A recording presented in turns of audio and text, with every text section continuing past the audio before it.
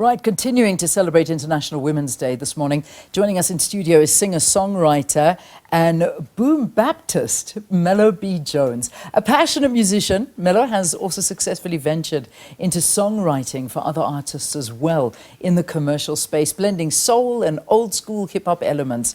She's dubbed her particular sound or genre as Boom Bap Soul.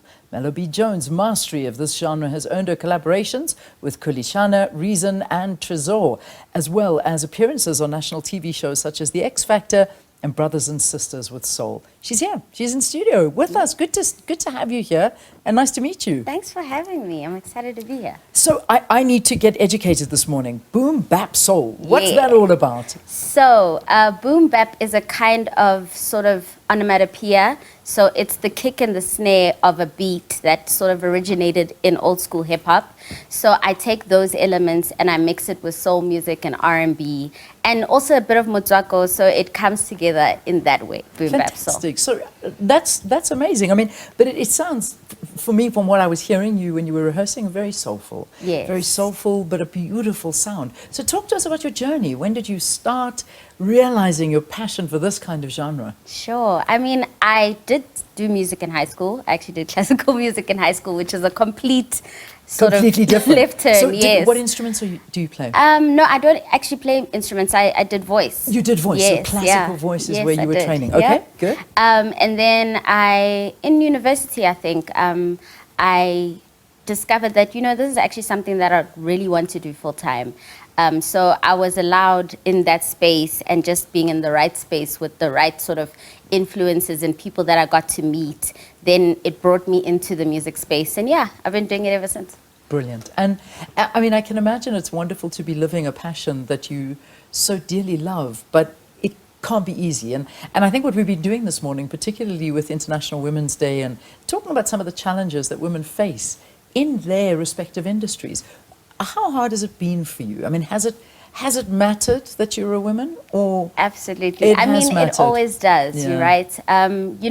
Especially in the background of these spaces, is a lot of men in the producer space, sort of the executive space. So it does sort of play a role, and obviously you could find yourself in situations that are not desirable as a woman. But I've been so blessed in that I have met so many people who became my friends first before they became people that I worked with. So I've been blessed in that we all sort of went on the ride together, So I think that's one thing, but definitely being a woman does make it a lot harder. And the one thing about many industries, but I can imagine in the music and the arts industry and those kind of things, I mean, we've seen it internationally, that women are open to a lot of abuse in this industry. Yeah. Because, yes, traditionally and still unfortunately, a lot of these spaces are run and managed by men, and you want that opportunity, that golden opportunity to use your talents to the best of their ability. But at the same time, it is open to abuse. Did you find that? Do you find that in your industry still? You definitely still find it, unfortunately. But I think the best thing to do is sort of keep the people that you have grown with from the beginning close to you, because I think in a lot of ways they protect you from those sorts of things, and they help you sort of navigate the space in a more familiar kind of way. Because I think when you really start from the beginning as a woman and have nobody else on your team, that's when you find yourself struggling a lot and sort of being open to vulnerabilities in that sort of way. Yeah.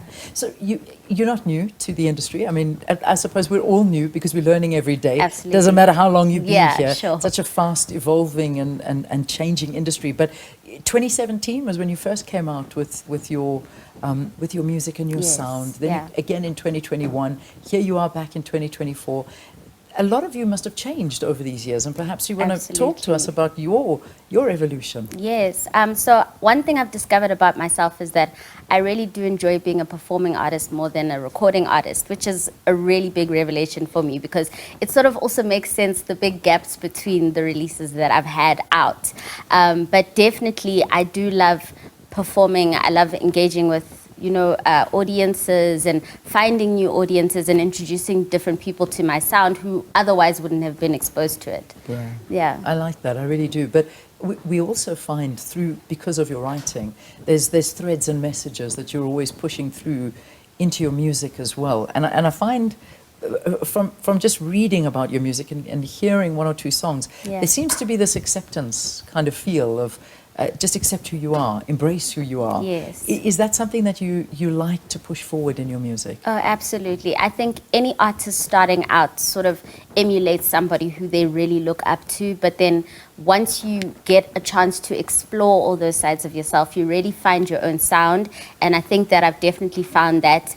And I'm a lot more comfortable in that. Yeah. And even though it's not something that a lot of people are familiar with, there are a lot of sort of nostalgic elements to it that bring it back home. Indeed. Yeah. Take charge of your life. I know Yes. that's one of the things you feel very passionately about. So talk to us about your latest offering to us, and Sure. where we can get us and where to from here. So it must be quite exciting for you to venture into 2024 with so much happening. Absolutely. So I have a single currently out featuring a rapper called Ntatao. Yeah? It's called Roboto, which I'll actually be performing a bit later. Great. So that's definitely on all DSPs, iTunes, Spotify. Everyone can all go check it out. But yeah, I'll definitely be dropping an album this year, my first album. So please look out for that. Yeah, exactly. So Yeah. an exciting moment. You have Very. you got to come and visit us when that comes out, and you put it out there.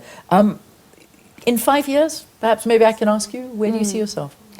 I think in 5 years, I see myself not only grown as an artist, but I would love to develop a lot more artists and get them into getting knowledge about, you know, the actual background of music, you know, music publishing, that sort of thing, just to get more artists in the know of what they need to deal with on the business end. It's something that I'm quite passionate about. So I definitely see myself in more spaces where I can sort of facilitate that sort of knowledge exchange. And it's important, Yes, because this absolutely. is a business, it's your living. Yeah. And we've seen far too many artists being taken for granted and dying paupers' lives because they didn't manage it or somebody abused them in the process of it. Absolutely, yeah. Good luck.